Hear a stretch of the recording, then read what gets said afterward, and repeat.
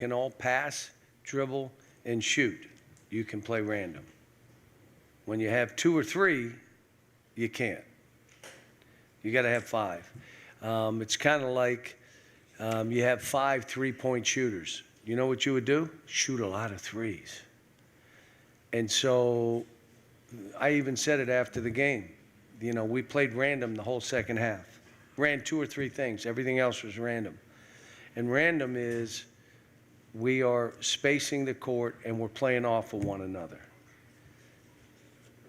That's random basketball. So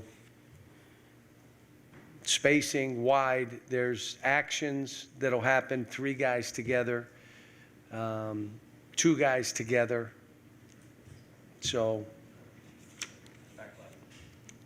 defensive effort tonight seemed really solid. Obviously, Reed, though, played really well, too. What did you like about his ability to disrupt New Mexico State? He and Rob, I mean, DJ played good defense, too. He just wasn't as disruptive.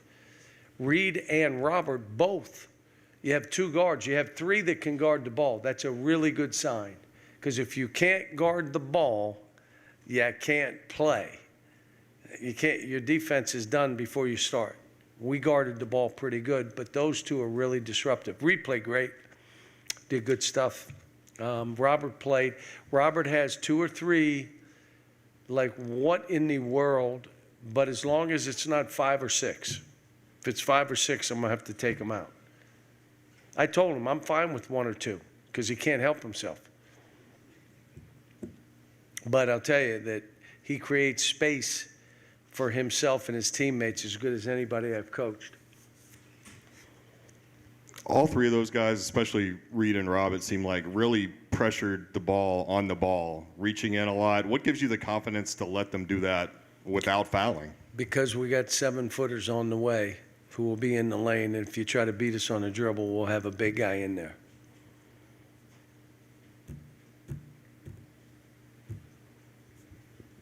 John, congratulations on adding another victory to Kentucky's all-time win total. I think you still lead Kansas by 7 games.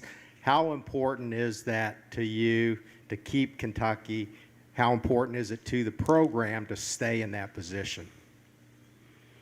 You know, I'm trying to get these kids to take all that kind of stuff off their plate and just learn to play. Here's my new that I've been riding real hard because of all these young kids. We're trying to help them develop habits and not break old habits. They're there. We're just trying to make these new habits be more dominant than those old habits. That's Justin spinning. Like spinning, you can't spin like that. You got to stay facing, and if you can't, then back out, but you cannot spin. Had 3 turnovers today spinning. So, but that happens in these games, and the more that you put on their plate, the less they can, play random, because random means you got to be really unselfish. Can't have one guy try to dribble it 12 times. Yeah, we want to do that. We want our fans to take pride in what we've been able to do. See, the other side of it is I don't want them to have to compete with a 5-year period that was like maybe never done before and then try to compete against that or compete against something else. Let's just compete against ourselves and let's see how good we can be. Now, I come back to we rebounded today because the guards rebounded. Robert got 5. Reed had 5. Antonio stuck his nose in there a few times. And it's going to be who we're going to have to be. Last year, we had one of the best rebounders in a generation. Like, we may never see that in our lifetime again, what we saw for the 2 years that Oscar was here. Now we got to do it a little different. One, we got to block out. And that means everybody. And that means we got to gang rebound, stuff like that. So I kind of walked around your question, but yeah, we want to do that for the fans, but I'm trying to get us to think about us playing against ourselves. How good can we be? How do we get these other habits to be the dominant habits? that we're trying to play with. Cal, Coach Hooten said that you guys were pretty amazing in transition, and that one of the reasons he thought you were so dangerous was that most of the time you plan on one or two guys who can bring the ball up, but you guys have so many different options to push it. Yeah, the way we practice, the people that have watched us, you're getting in shape by how we're playing, and a lot of our drills are you got to sprint. You're not running. Robert took off one time and went down the right side, and we threw it to him, shot a layup. You think about it. Boom, boom, up, layup. And their whole bench was screaming. And so we can play that way, but you got to really run, and you ready? You got to throw it to them when they run. If you don't throw it to them, they won't run. They'll stop running. So, every team we play, like even this team came in New Mexico State in the first half, kept themselves hanging around. It's everybody we play. They make shots, they do things, they come in excited. We just got to keep the pressure on and then create a gap at some point. And I thought we did that. But I thought we did it with the guard disrupting their offense. The guards, Reed, Robert, even DJ. DJ did a good job in the pick and roll defense. But Rob was kind of blowing things up. You know what I'm saying? Jumping high side. And then Reed was just, Reed's may have the best hands of anybody I've coached. I mean, his feel to get blocking balls, and he was really good today. Really good. John, speaking of those 7-footers coming, any updates on those guys? I don't have anything. Adu has he had a headache, so it'll be a day-to-day thing with him. And now, going through the process with Z, but he was sick 4 days. This kid lost 10 pounds. Are you kidding me? I mean, I'm saying you got buzzard luck, kid. I mean, now, so whether he'd be eligible or not, I don't know if he could play Friday. He hadn't practiced for 5-6 days. I think Aaron is ahead of Ugana by 2 weeks. Now, what does that mean? I don't know. But he's ahead of him.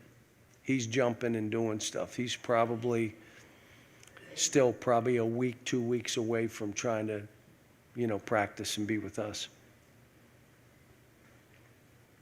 John, with all the new guys you have, was there a point earlier in the year where you said we will be a random team next year and you went out and recruited to that? No, I recruit the best players we can get, and then we figure out how we're going to play. And this is a crazy one.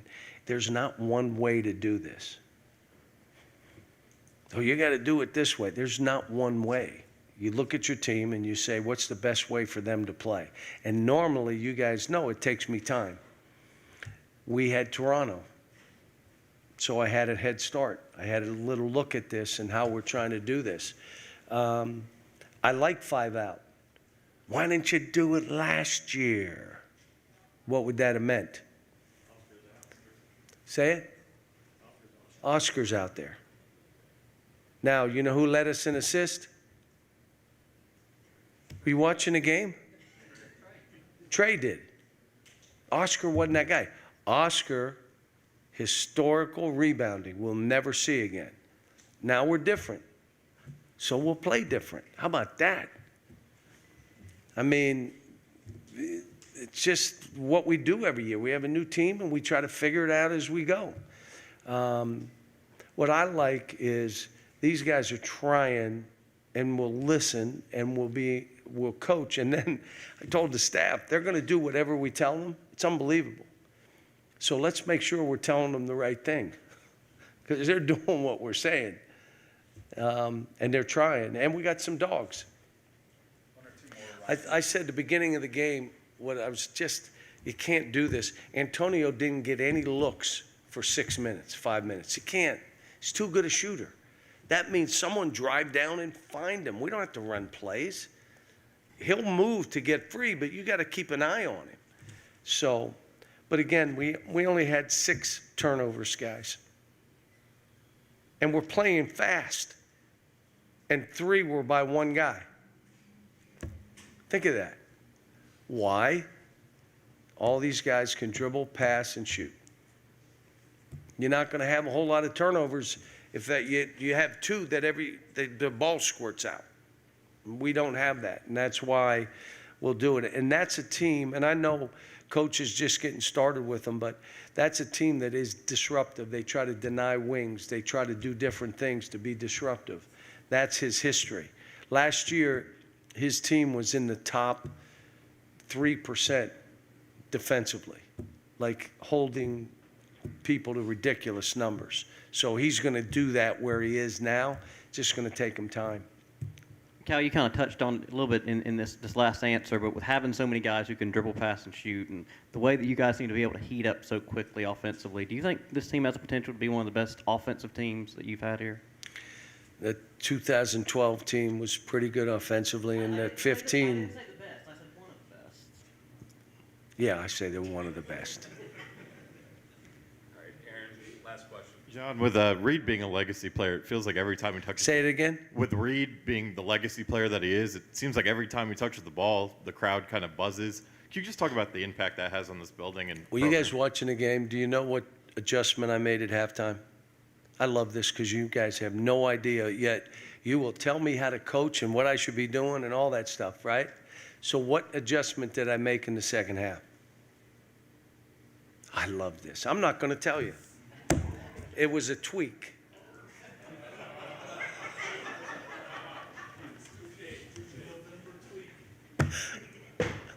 I'm not going to tell you. That's too bad. Look at the tape. You'll figure it out. Thanks, Coach. I got to go do this radio out here, so sorry. Have a nice day.